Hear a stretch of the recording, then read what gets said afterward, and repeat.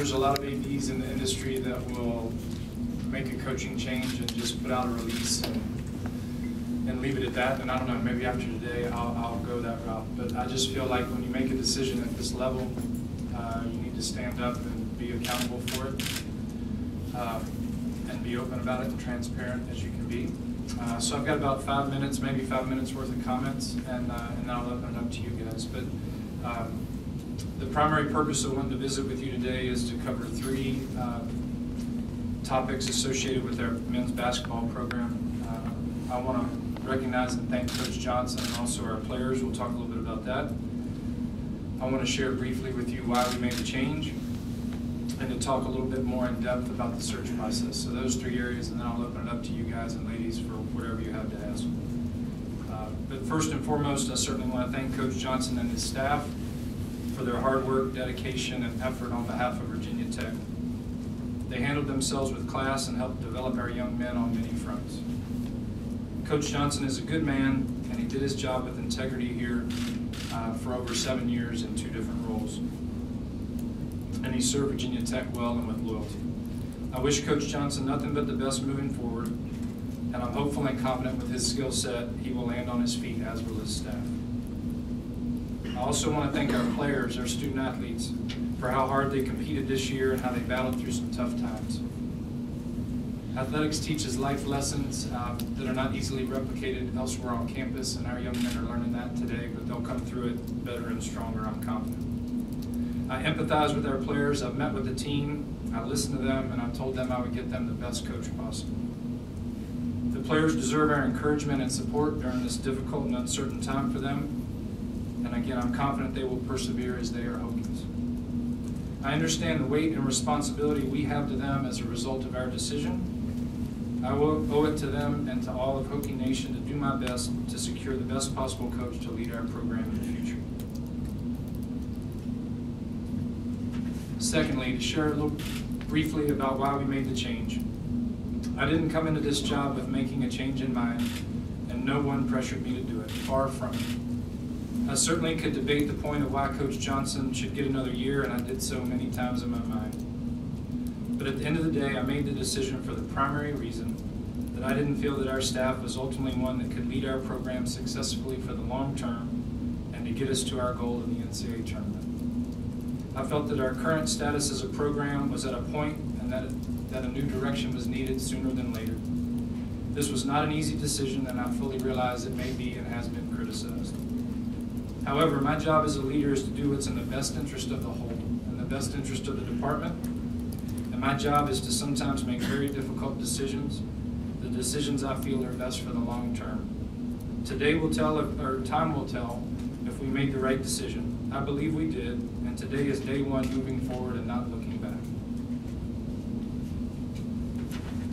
Third and last, I want to talk a little bit more in depth about the search process. Part of my reasoning for doing this is I want to define reality, so to speak, for our fans, donors, alumni, ticket holders, friends of Virginia Tech, our students, and to you all, the media. High-profile searches are a high-stakes game, high pressure, high scrutiny, but they can also present an opportunity for a new direction and fresh start. Our search may take a week, or it may likely last past the Final Four, as some of the people we want to visit with will be coaching in the NCAA tournament and other postseason tournaments.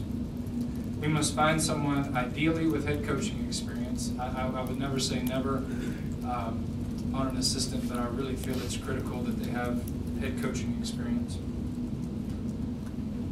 And we need to find the coach that's the right fit for Virginia Tech. Do we have a wish list of candidates? Yes, we do. Do we have a succession plan of candidates in process? Yes, we do. We have a plan.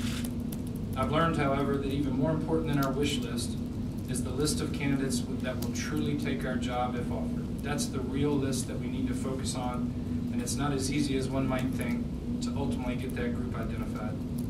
There's lots of moving parts and motives along the way, but we will get there, and I'm very confident we'll have a strong pool. A couple of ways we could go with our hire. The first is a proven, high-profile head coach with a strong track record, a known commodity. A splash hire that wins the press conference. I know our fans understandably clamor for that. We are prepared, within reason, to invest for a favorable return. Sometimes you have to spend to acquire talent in this profession, and we're prepared to do so if it's the right person and the right fit. We won't spend frivolously, but we must be aggressive if this opportunity presents itself. Having said that, these type hires, quote, high-profile coaches, are hard to get for various reasons. Very few of them are truly movable. They are successful with their current schools, and many won't leave for our rebuilding project no matter how hard we recruit them. They are typically compensated well already, and their buyouts are high. Their current schools will fight like crazy to keep them, and there is competition in the marketplace from other programs with head coach openings. I could go on that front. All of this is not to say we won't go this route of a high-profile coach if we have the opportunity, and again, if he is the right fit for Virginia Tech. We have a lot to offer here, and we will compete for and with the best. Winning the press conference certainly is nice, but ultimately a coach, high profile or not, must win on the court consistently. That's the true measure our coach will be evaluated on, along with academics, NCAA compliance, social responsibility, etc. Another way we could go with our search is to secure an up-and-coming head coach. Up-and-coming is not necessarily defined by age. A coach certainly could be young, or they could be a short tenured head coach, or they could be at a, quote, mid-major level. These type coaches, up-and-comers, are proven but lesser known nationally, and identifying the ones who can make the leap to the ACC is a bit more of an inexact science.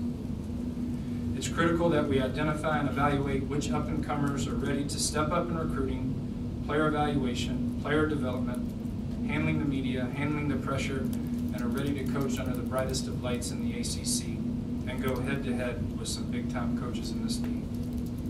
An up-and-comer can absolutely work if we identify and recruit the right one. And I thought of this as I was making my notes. I didn't go and research this, but I thought of all the coaches I've worked with during my time, and I believe they all could classify as an up-and-comer. I started my career at James Madison working with Lefty Driesell. That was a lot of fun. I believe Lefty got his start at Davidson. I then went to Auburn where Cliff Ellis was, and I believe he got his start at South Alabama. I then went on to West Virginia with John Beeline, who was the head coach at Canisius and also at Richmond. Then Bob Huggins, who started at Akron. Mike Anderson at Missouri, who was at UAB, and then Mick Cronin, who was with Murray State. Although I didn't work with them, Coach K and Billy Donovan came to mind as well. I believe Coach K worked at Army and Billy Donovan at Marshall, but you get the point. An up-and-comer can work, but there's also hundreds, if not thousands, of examples when they don't. I believe Coach Beamer would classify as an up-and-comer too back in his day. If we make a hire and the Hokie family has to Google search them to learn a little bit more about who they are, this up-and-comer potentially, I would just ask that you not panic, keep the faith and give them a chance, be supportive. Time will tell if they're the next great one if we go this route.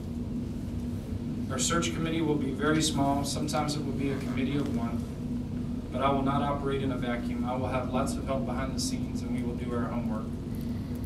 My relationships from other schools and other conferences will help, and I will lean on ADs, administrators, scouts, conference commissioners, our staff and administration here at Virginia Tech, and other industry leaders to identify and vet the best candidates. This process has already begun. In closing, regarding the search process, as Bill said, the next time after today that our fans or media will hear publicly from me on this topic is when we are introducing our next head coach. Additionally, due to the need for confidentiality, I will not comment on any candidates, rumors, nor speculation, no matter how accurate or completely, utterly false they may be. I will not confirm nor deny any candidate names that come out. I would caution our fan base with this, however, not to put too much merit in, quote, leaks or sources. I've done this enough to know, and I want to warn them, or at least let them know, that anytime you have a leak, it's done with a motive. Okay, sometimes it's simply a blogger or reporter throwing names up on the wall to see what sticks, and I guess the motive would be entertainment or seeing if they get lucky on that. Other times I've seen agents on purpose that will leak the name of their candidate and associate it with your job for a variety of reasons. Sometimes they're trying to leverage us here, granted, but a lot of other times they're simply trying to leverage the school that their current coach is at, or they're trying to leverage a school that is also open in the marketplace. So leaks always have a motive. I've also seen, but we will not do this, I've also seen schools that will leak candidates' names on their own to put leverage on the candidate or to put out a litmus test with the media to get a gauge on their candidates. That's not going to happen here, but it does happen in the industry. Additionally, just because it's stated, true or not, that I contacted a certain coach or gave an AD the courtesy of a phone call about his or her coach, it does not mean that that coach is necessarily the top candidate. The search process may be a roller coaster ride for our fans and alumni at times. Hang in there and keep the faith. We will get through it. We will come out stronger on the other side. We will work hard for Virginia Tech, and we will absolutely find the right coach at the right time and move forward together. Thank you, and go Hokies.